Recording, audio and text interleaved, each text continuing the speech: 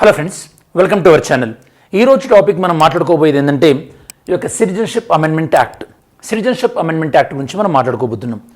Actually citizenship amendment act గురించి మాట్లాడుకోవడానికి reason ఏంటంటే ఈరోజు అంటే ఒక 1 అవర్ బ్యాక్ మన కేంద్ర ప్రభుత్వం సిటిజన్షిప్ అమెండ్మెంట్ యాక్ట్ ఏవైతే ఉందో ఆ చట్టానికి సంబంధించినటువంటి రూల్స్ని అనౌన్స్ చేయడం జరిగిందనమాట.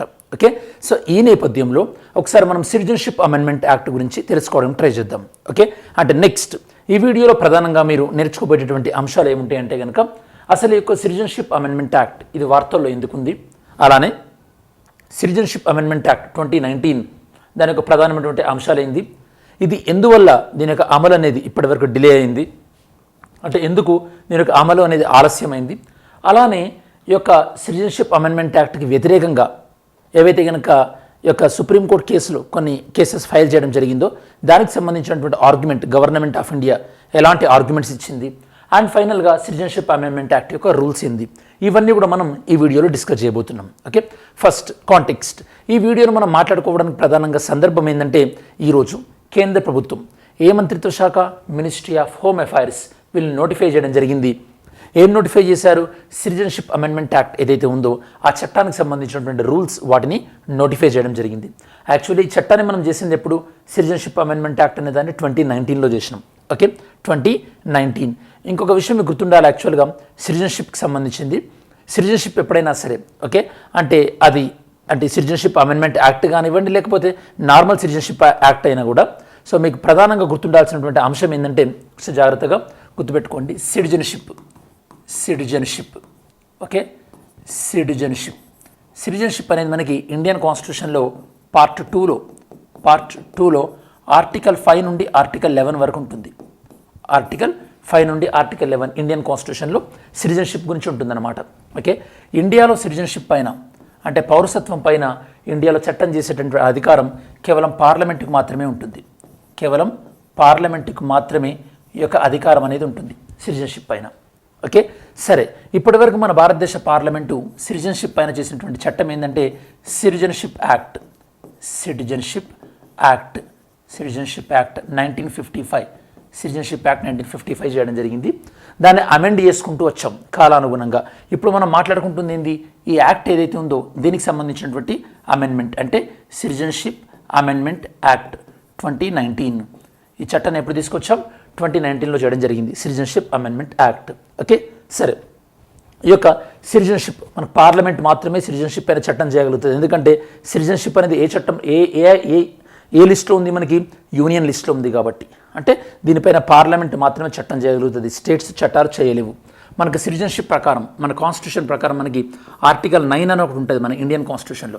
ఆర్టికల్ 9 ఏంటంటే మనకి ఇండియన్ కాన్స్టిట్యూషన్లో కేవలం సింగిల్ సిటిజన్షిప్ మాత్రమే ఇష్యూ చేస్తుంది. కేవలం సింగిల్ సిటిజన్షిప్ మాత్రమే ఇండియాలో ఉంటుంది. కాబట్టి ఇక్కడ మీకు క్వశ్చన్, మన ఇండియాలో ఈ యొక్క డ్యూయల్ సిటిజన్షిప్ అంటే ద్వంద్వ పౌరసత్వాన్ని కూడా ఒకసారి ఇంప్లిమెంట్ చేయడం జరిగింది. అప్పుడు ఇంప్లిమెంట్ చేసినటువంటి ప్రైమ్ మినిస్టర్ ఎవరు?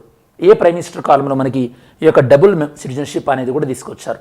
తర్వాత దాన్ని రద్దు చేయడం జరిగింది అనుకోండి. ఇప్పుడు సింగిల్ సిటిజన్షిప్ మాత్రమే. సింగిల్ సిటిజన్షిప్ అంటే ఇండియాలో ఈ యొక్క సిటిజన్ ఎవరైనా సరే వేరే కంట్రీలో సిటిజన్షిప్ పొందినట్టయితే కనుక వాళ్ళ యొక్క భారతీయ పౌరసత్వం ఇండియన్ సిటిజన్షిప్ అనేది ఆటోమేటిక్గా కోల్పోవడం జరుగుతుంది. అంటే వాళ్ళ ఏదైతే కనుక ఇండియా పాస్పోర్ట్ ఉందో దాన్ని దగ్గరలో ఉన్నటువంటి ఇండియన్ ఎంబసీలో 4 feet అంటే సబ్మిట్ చేయాల్సి ఉంటుందన్నమాట.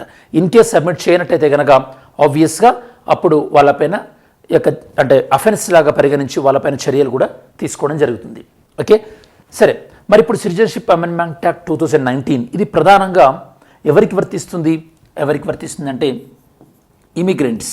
ఓకే, ఇమిగ్రెంట్స్ ఎవరైతే కనుక ఈ యొక్క ఇల్లీగల్ మైగ్రెంట్స్ అంటే సరైనటువంటి డాక్యుమెంట్స్ లేకుండా వచ్చినటువంటి ఇమిగ్రెంట్స్, వీళ్ళు ఏ దేశాల నుంచి వచ్చి ఉండాలి? వీళ్ళు వచ్చినటువంటి దేశాలు ఏవై ఉండాలి? వీళ్ళు వచ్చినటువంటి దేశాలు అయితే పాకిస్తాన్ లేదా ఆఫ్ఘనిస్తాన్ దాంతోపాటు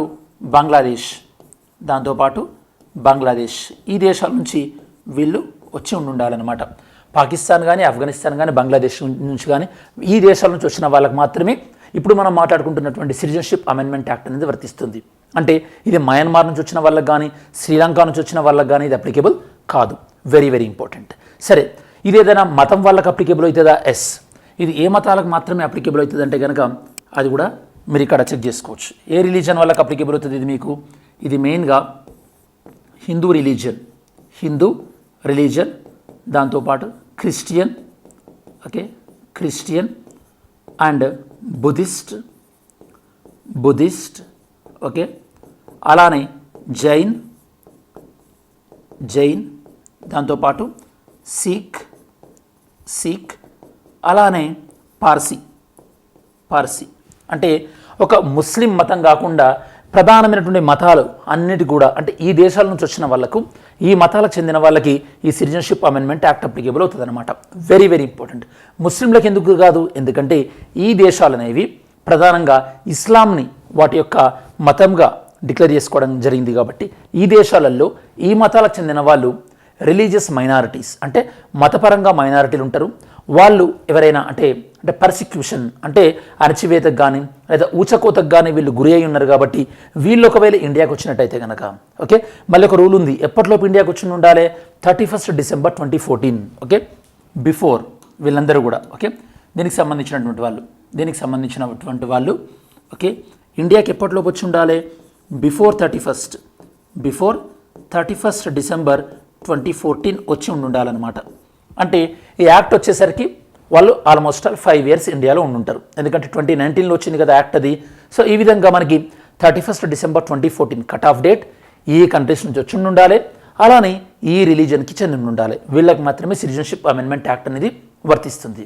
ఓకే, వీళ్ళు ఒకవేళ ఇప్పుడు మనకు రూల్స్ ప్రకారం సిటిజన్షిప్ కావాలంటే కనుక ఆన్లైన్లో అప్లై చేసుకోవచ్చు. ఓకే, వాళ్ళు ఓన్లీ ఇన్ని రోజుల నుంచి ఇండియాలో ఉంటున్నారని వాళ్ళు ప్రూఫ్ చూపెట్టగలిగితే సరిపోతుందన్నమాట. అలానే ఈ చట్టం ప్రకారం, ఈ అమెండ్మెంట్ ప్రకారం ఒకవేళ ఈ దేశాల నుంచి ఎవరైనా వచ్చి మన ఇండియాలో న్యాచురలైజేషన్ ద్వారా, అంటే సహజ సిద్ధంగా సిటిజన్షిప్ పొందాలనుకుంటే కనుక ఆ డ్యూరేషన్ని 5 ఇయర్స్ తగ్గించడం జరిగింది. ఇంతకుముందు 12 ఇయర్స్ ఉండేది, ఇప్పుడు 5 ఇయర్స్కి తగ్గించడం జరిగిందనమాట. ఇది సిటిజన్షిప్ అమెండ్మెంట్ యాక్ట్ ఓవరాల్గా. దాంతోపాటు ఇండియాలో ఈ యొక్క మనకి సిటిజన్షిప్ యాక్ట్ ప్రకారం, అంటే భారతీయ పౌరసత్వ చట్టం ప్రకారం మన ఇండియాలో భారతీయ పౌరసత్వం రావాలంటే కొన్ని విధానాలు ఉంటాయి అన్నమాట. అవేందో కూడా చెప్తాను, దాని తర్వాత మనం ఫర్దర్గా నోట్స్లోకి వెళ్ళొచ్చు. మనకి భారతీయ యొక్క సిటిజన్షిప్ యాక్ట్, అంటే సిటిజన్షిప్ చట్టం ప్రకారం, భారతీయ పౌరసత్వ చట్టం ప్రకారము మన ఇండియాలో ఈ యొక్క సిటిజన్షిప్ పొందాలంటే, ఓకే, ఇందులో ఏదైనా ఒక మార్గం ఉండాలి. ఒకటేంటంటే ఫస్ట్ ఇండియాలో సిటిజన్షిప్ పొందాలంటే బై బర్త్ అంటే భారతదేశంలో పుట్టడం ద్వారా, లేదా డిసెంట్, ఓకే, డిసెంట్ అంటే పేరెంట్స్ కానీ లేకపోతే ఈ యొక్క వైఫ్ కానీ, మదర్ కానీ ఫాదర్ కానీ వాళ్ళ దగ్గర నుంచి అనమాట decent. Okay, next third one వచ్చేసి మనకి రిజిస్ట్రేషన్, అంటే ఈ యొక్క ఫారిన్లో ఉన్నటువంటి పేరెంట్స్కి పుట్టినా కూడా ఆ బేబీ యొక్క బర్త్, అంటే ఫర్ ఎగ్జాంపుల్ ఇండియన్ కపుల్ ఉండి వాళ్ళు ఫారిన్లో బేబీ గర్ల్ కానీ బేబీ బాయ్ కానీ వాళ్ళకు పుట్టినట్టయితే కనుక ఆ బర్త్ని దగ్గరలో ఉన్నటువంటి ఇండియన్ ఎంబసీలో రిజిస్ట్రేషన్ చేశారనుకోండి, ఈ విధంగా కూడా మనకి సిటిజన్షిప్ అనేది వస్తుంది. దాంతోపాటు ఇంకా సిటిజన్షిప్ అనేది ఏ విధంగా వస్తుంది? న్యాచురలైజేషన్ అంటే ఎవరైనా సరే కొన్ని ఎక్సెప్షనల్ టాలెంట్ కలిగి ఉండి వాళ్ళ దేశం యొక్క సిటిజన్షిప్ వదిలిపెట్టుకొని ఇండియాలో వచ్చి స్థిరపడదాం అనుకున్న వాళ్ళకి కూడా న్యాచురలైజేషన్ ద్వారా సిటిజన్షిప్ అనేది ఇవ్వడం జరుగుతుంది. దాంతోపాటు ఈ యొక్క అక్విజిషన్ ఆఫ్ టెరిటరీ అంటే ఇండియా ఏదైనా ఒక టెరిటరీని అక్వైర్ చేసింది అనుకోండి. అంటే ఫర్ ఎగ్జాంపుల్ ఇప్పుడు మనకి 100th కాన్స్టిట్యూషన్ అమెండ్మెంట్ యాక్ట్ అంటే భారతదేశ రాజ్యాంగం యొక్క 100వ రాజ్యాంగ సవరణ ప్రకారము ఇండియాకి బంగ్లాదేశ్ మధ్యలో కొన్ని బౌండరీస్ ఎక్స్చేంజ్ చేసుకున్నాం మనం, అంటే ఎన్క్లేవ్స్ అంటాం మనం. ఇండియా బంగ్లాదేశ్ మధ్యలో కొద్దిగా బౌండరీస్ ఎక్స్చేంజ్ అయినాయి. కొన్ని బంగ్లాదేశ్ ల్యాండ్స్ ఇండియాకి వచ్చినా, ఇండియా ల్యాండ్స్ బంగ్లాదేశ్కి వెళ్ళింది. అప్పటి వరకు బంగ్లాదేశ్ పౌరసత్వం కలిగి ఉన్న వాళ్ళందరూ కూడా ఇండియా పౌరసత్వం వచ్చింది, ఎందుకంటే ఆ టెరిటరీ అనేది, అంటే ఆ భూభాగం మన భారతదేశంలోకి వచ్చింది కాబట్టి. ఈ విధంగా మన భారతదేశంలో సిటిజన్షిప్ అనేది రావడం జరుగుతుందన్నమాట. ఓకే, ఇప్పుడు సిటిజన్షిప్ అమెండ్మెంట్ యాక్ట్ ద్వారా వీళ్ళకి ఇచ్చినటువంటి సిటిజన్షిప్ ఏ విధంగా వస్తుంది? వాళ్ళు రిజిస్టర్ చేసుకోవాల్సి వస్తుందన్నమాట. త్రూ రిజిస్ట్రేషన్ ద్వారా వాళ్ళు సిటిజన్షిప్ పొందవచ్చు.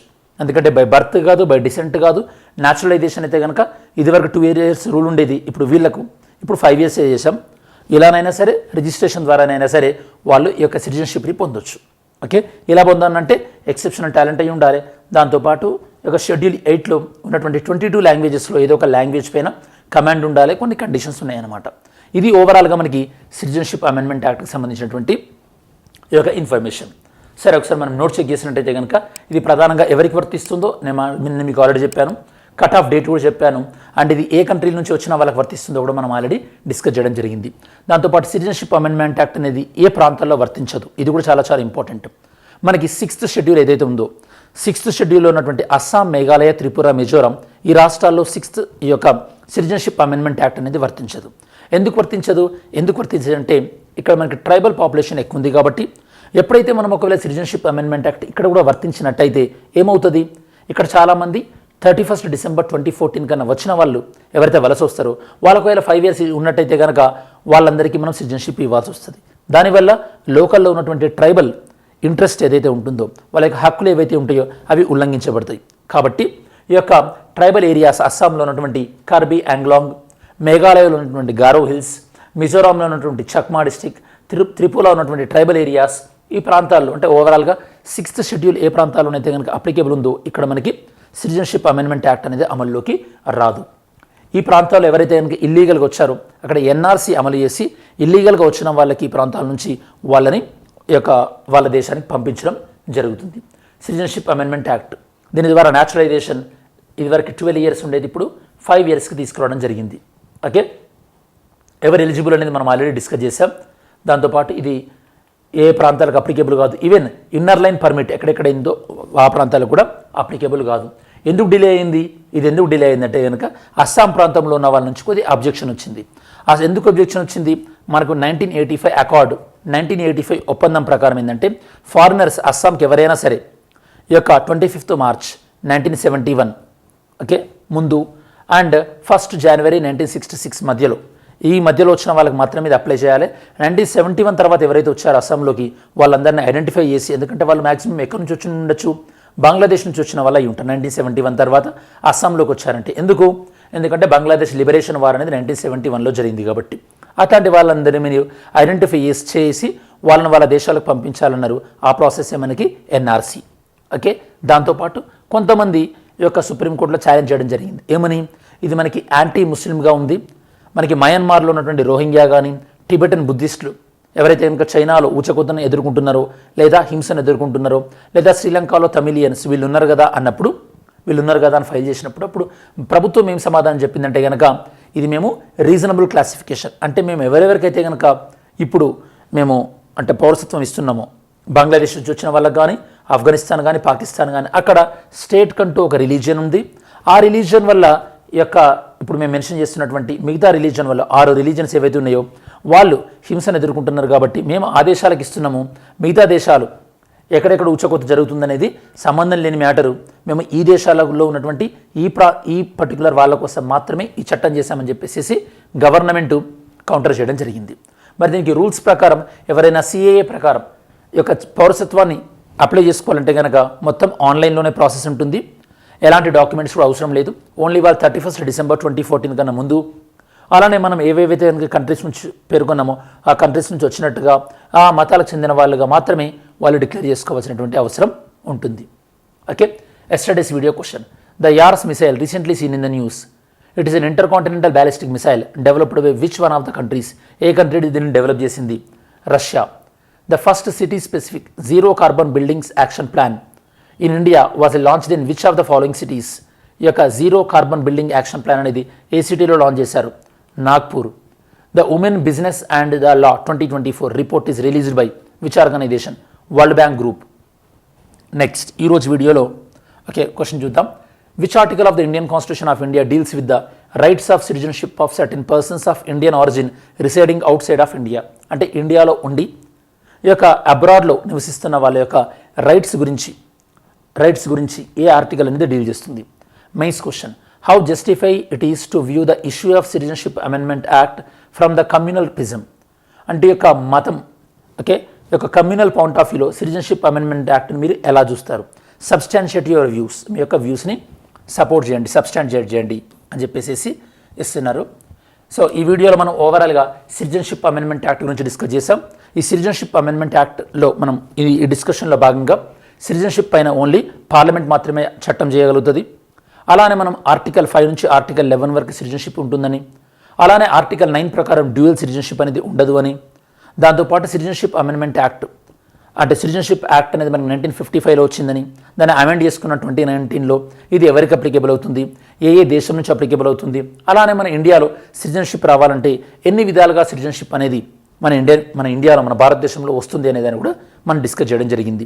ఇది స్టూడెంట్స్ ఓవరాల్గా సిటిజన్షిప్ అమెండ్మెంట్ యాక్ట్ యొక్క రూల్స్ ప్రభుత్వం ప్రకటించినటువంటి నేపథ్యంలో ఈ యొక్క టాపిక్ సంబంధించినటువంటి సమగ్రమైన విశ్లేషణ. Thanks for watching this video. Have a great day. జై హింద్.